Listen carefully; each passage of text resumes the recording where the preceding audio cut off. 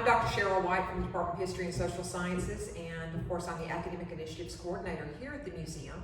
I'm joined today by my two great friends and colleagues, Dr. Mikaberidze and Dr. Helen Wise.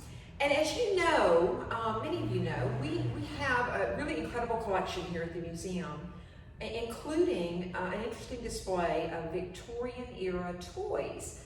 Dr. Mikaberidze is holding an example of one we have here in the collection. And over the next couple of weeks, our curator here, Marty Lotion, will be posting some pictures and some information about this collection, so that even though we're not open, hopefully you can enjoy some of that online. But today, you know, we were talking about this in the office the other day, that this has been such a challenging semester that we thought it might be fun to close out the year 2020 with a very special reading for you of a Christmas classic. And where better to do it from than here, this 1861 building downtown. So I want to share with you a very special reading today of something that was originally published. It's called A Visit from St. Nicholas by Clement Clarke Moore. We know it better as The Night Before Christmas. So how about we begin? 'Twas the night before Christmas, when all through the house not a creature was stirring, not even a mouse. The stockings were hung by the chimney with care, in hopes that St. Nicholas soon would be there. Okay, wait a minute. Well, Cheryl, we gotta read it. Have you guys ever thought about the fact that Moore doesn't tell us anything about who St. Nicholas was? That he was this incredibly interesting 4th century bishop from Asia Minor who was at the First Council of Nicaea, and there's this great story about him punching a heretic in the face. Have you ever heard this story, Alex? You have to bring Nicaea. We are 4 lines into the poem. Okay. Let us read it. Okay. You go ahead. You go ahead. Is that how it's gonna go? That's how it's gonna go. You go ahead. The children were nestled, all snug in their beds, while visions of sugar plums danced in their heads, and Mama in her handkerchief and I in my cap had just settled our brains for a long winter nap, when out on the lawn there rose such a clatter. I sprang from my bed to see what was the matter. Away to the window I flew like a flash, tore open the shutters and threw up the sash. The moon and the breast of the new fallen snow gave luster of midday to objects below. Alex, have you ever stopped to think what Here we go.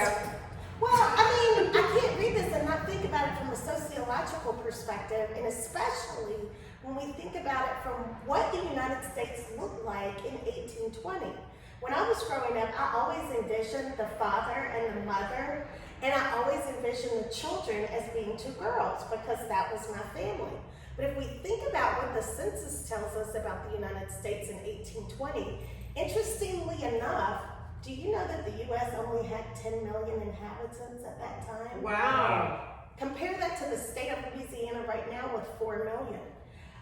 Also, there's a very strong probability that the people in this poem were very young, because the average life expectancy would have only been about 38 years old. But what I find even more interesting, Here's the sociologist. even more interesting, is do you know that the largest city in the entire United States at this time was still New York? But only about 1.5 million people lived there. Wow. But if we had to think about it, what was the 5th largest city in the U.S.? Do you want to take a guess? I don't. New Orleans. Orleans. Oh! Yes. Louisiana pride. Now, okay, so can we get back to Okay, I'm the sorry. story? Yes, of course, Cheryl. Let's Go get ahead. back to the story now. When what to my wondering eyes did appear but a miniature sleigh and 8 tiny reindeer, with a little old driver so lively and quick, I knew in a moment he must be Saint Nick. More rapid than eagles his coursers they came, and he whistled and shouted and called them by name. Now Dasher, now Dancer, now Prancer and Vixen, on Comet, on Cupid, on Donner and Blitzen. To the top of the porch, to the top of the wall. Now dash away, dash away, dash away all. Coincidentally, Cheryl, that was what Napoleon was shouting when Stop he was it. almost, Napoleon, of course. come on, he was almost blown up on the Christmas Eve. So Stop dash it. away with him what he would. told his coach. Okay. We had to work Napoleon into the Christmas story. He is classic. He is. I'm going to continue. Thank you. As leaves that before the wild hurricane fly, when they meet with an obstacle, mount to the sky. So up to the housetop the coursers they flew, with a sleigh full of toys, and St. Nicholas too. And then in a twinkling I heard on the roof the prancing and pawing of each little hoof.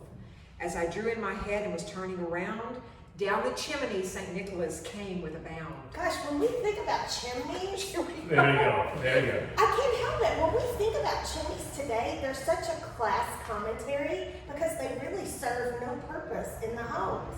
But back in 1820, almost every single home would have had a chimney to cook, to heat the house. And do you want to guess what they used? Coal. Nope, wood. It would be much later on before the houses actually became coal burning. But at that time, chimneys were this great social stratification equalizer because everyone had it. There was no nest to turn up your heat or to do it, even having coal would have been seen as not even in the richest of households. Okay, I'm gonna get back to the story. Can I pick up the narrative or? Yes. Sure, go You ahead. want me? Go ahead. He was dressed all in fur. From his head to his foot, his clothes well tarnished with ashes and soot. A bundle of toys he had flung on his back, and he looked like a peddler just opening his pack. His eyes, how they twinkled, his dimples, how merry, his cheeks were like roses, his nose like a cherry. His droll little mouth was drawn out like a bow, and the beard on his chin was as white as the snow. I still just don't think we are doing justice to the historical figure of St. Nicholas Oh, here. Cheryl. I mean, Hold on. A fur from his head to his foot? but what about St. Nicholas? I mean, St. Nicholas, well, first of all, he would have been dressed in fur. I mean, he would have been dressed in the vestments of a 4th century bishop. I guess that's not an appealing, it's an appealing character to children.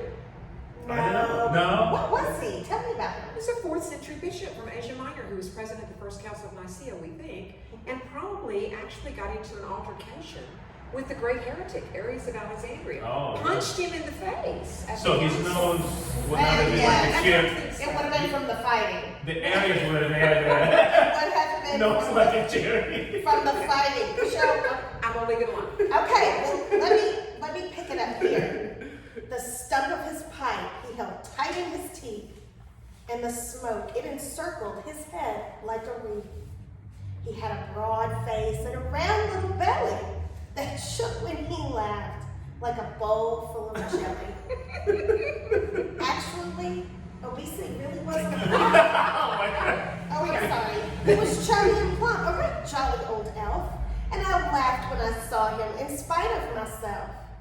A wink of his eye and a twist of his head soon gave me to know I had nothing to dread. Speaking of dread, 1823 when this poem was written is the year when David Ricardo, one of the probably most famous and important economists, died, and he's the man responsible for the iron law of wages that said that workers should be paid at subsistence. You know what? Levels. I He's imagine talking your language. then because in 1818, Karl Marx was born, and in 1820, Friedrich Engels, his writing partner, was born. And the great irony of that is they could have easily been these boys in this story because they were both actually born into very wealthy families. And in fact, Engels uses his inheritance to supplement Marx over the course of his life.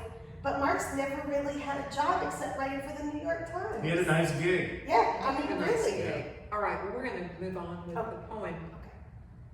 He spoke not a word, but went straight to his work and filled all the stockings, then turned with a jerk, and laying his finger aside of his nose and giving a nod up the chimney, he rose. He sprang to his sleigh, his team gave a whistle, and away they flew like the down of a thistle.